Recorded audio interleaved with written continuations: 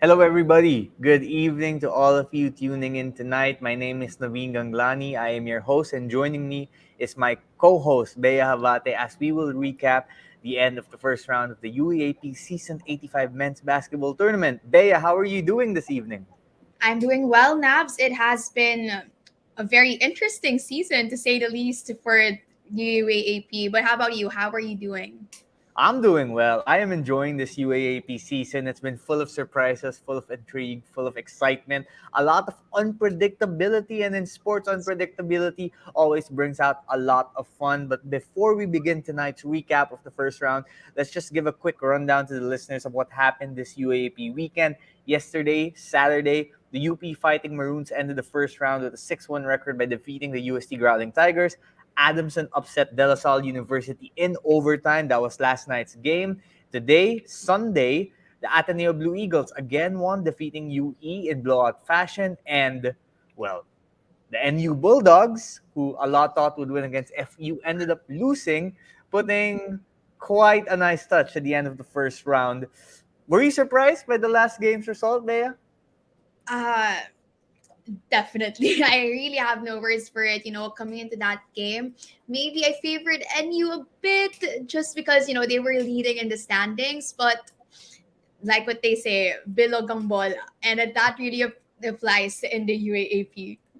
Absolutely. Bilogang bola. That's a great way to describe it. Anything can happen, especially in collegiate basketball. Let's take a quick look at the standings. On top now are the UP Fighting Maroons, the defending champions at 6-1, and they got that 6-1 record despite the absence of JD Kagulangan, their lead point guard for most of the first round. The Ateneo Blue Eagles, number 2 at 5-2. So once again, it's UP and Ateneo there in the top, right? Unsurprisingly, in a season of surprises. Number 3, the NU Bulldogs are tied with the Blue Eagles at for 5-2. Ateneo currently owns a tiebreaker because of head-to-head matchup. And at number 4, number 5, number 6, we have a three-way tie. Adamson, UE, LaSalle with 3-4 records. Adamson is number 4 right now because of quotient. FEU at number 7 with a 2-5 record, and the UST Growling Tigers at 1-6 to round up the standings. So interestingly enough, in a hypothetical perspective, if the Final Four started today, we would get a 6-5 knockout match between De La Salle University and UE to determine number 5, and the winner would face Adamson to determine number 4, who would then face UP with a twice-a-week advantage, and NU Ateneo would have a virtual best of 3 to determine 2 versus 3 if the Final Four started today, but it is not. But yeah, when you look at the standings picture, what stands out to you the most? What surprises you, and what doesn't exactly surprise you? Well, I'd start with what doesn't really surprise me, and that is the fact that UP and Ateneo are still, on top.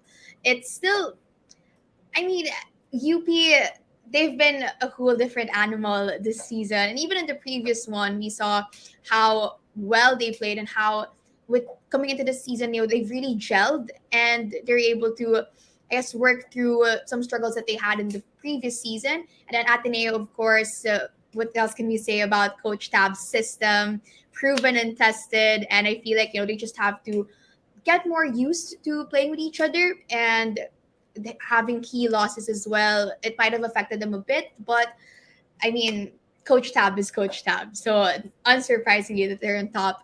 And surprisingly for me, UE and number 5, they've really been a surprise this season, and I'm looking forward to seeing what else they've got for us coming into the next round.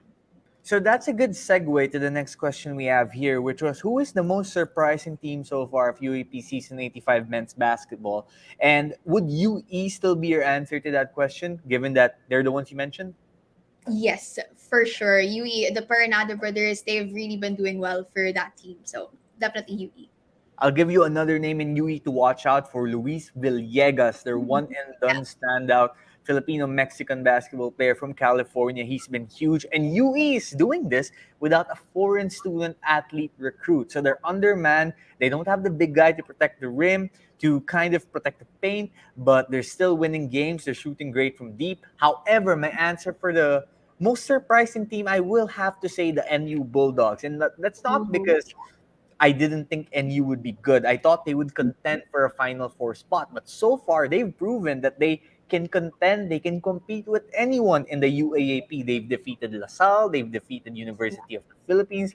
Their one loss before today was against Ateneo, but now after today, it seems like they've also proven that maybe they can lose to anyone, right? Because they Mhm. did lose to FEU, who came in with a not so good record, shall we say?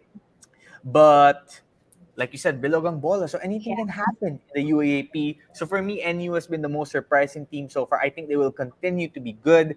I'm gonna take I'm gonna answer the next question first, okay? Because the next question is who has been the most disappointing team so far of Ooh. UAAP season 85 men's basketball? And my answer are the De La Salle University Green Archers. DLSU came into the season after winning the PBA D League. They were crowned the champions. They performed Mhm. well in preseason tournaments. There were title expectations.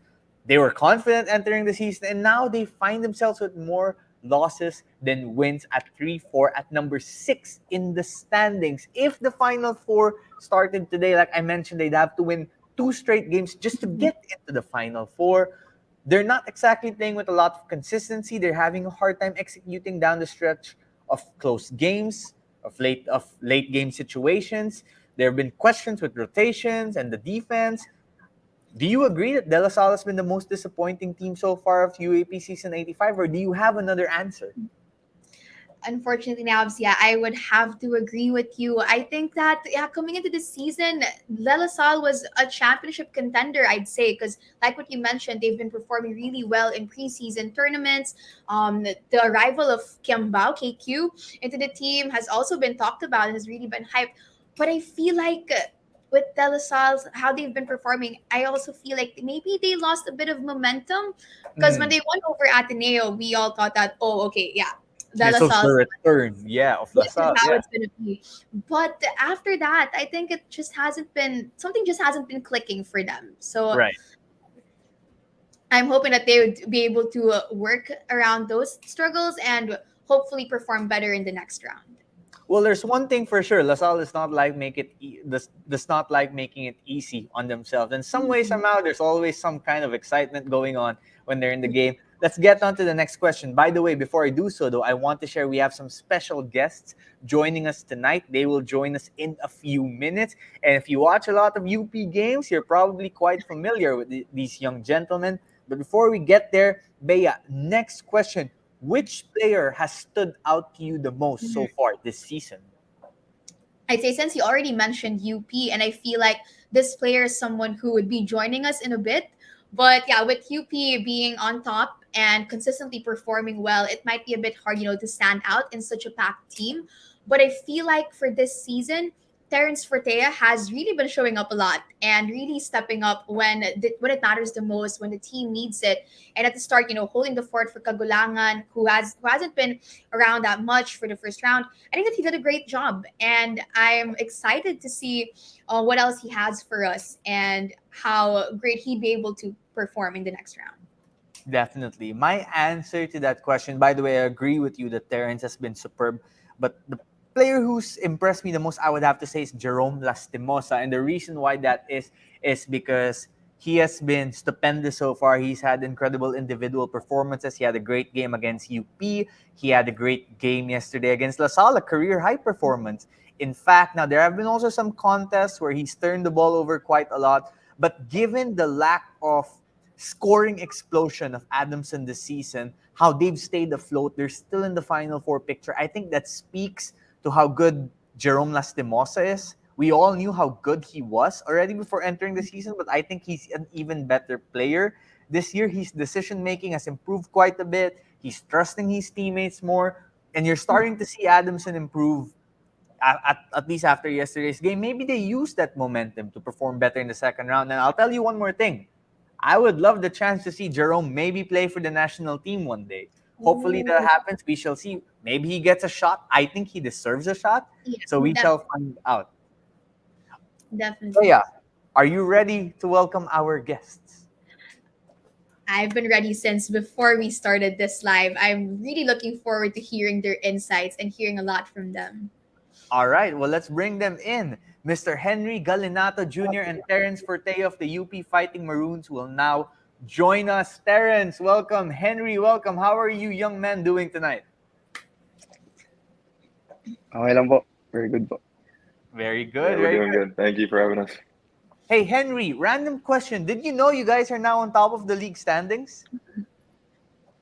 No, wait, what?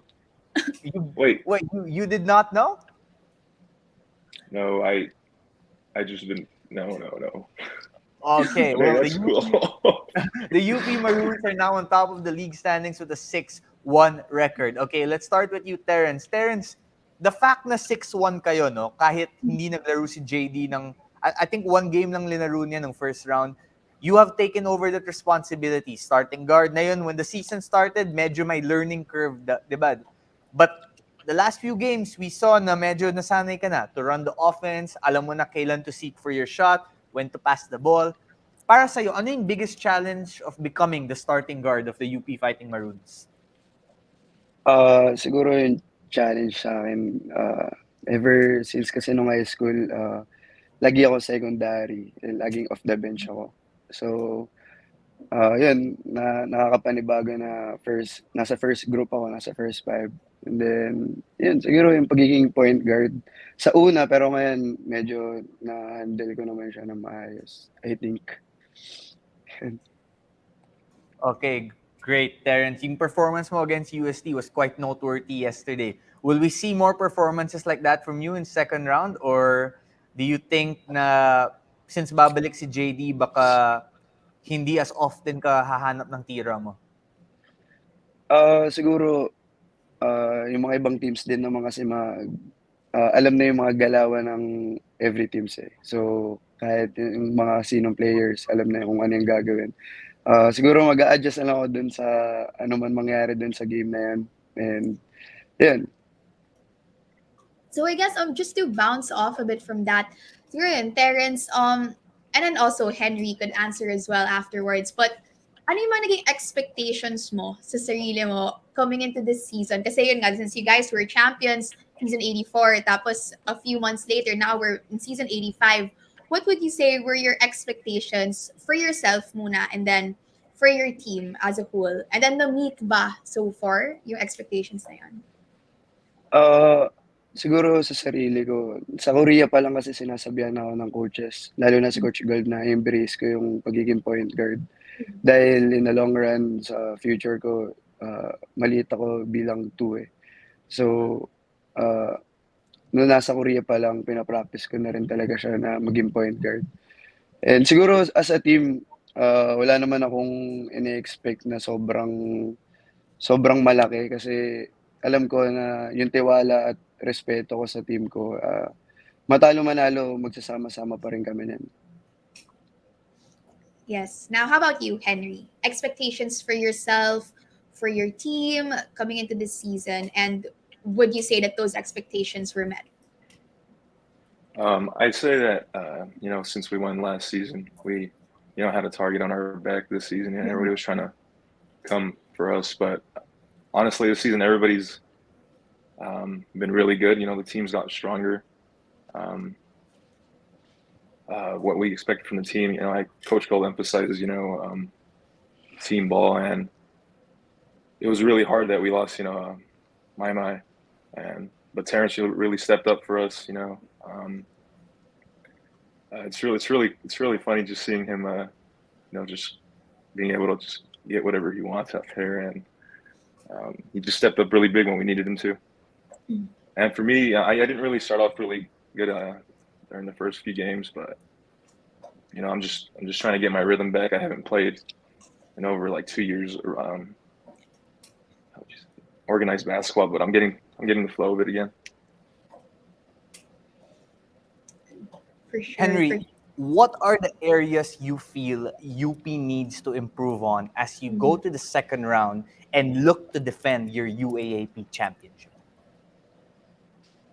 I say we need to just work on more on like finishing off strong before getting to halftime. I feel like that's what we've been lacking, and then just more about boxing out because I feel like we haven't been really grabbing as much rebound as we should, and that's just for me. I think that's what we need to work on.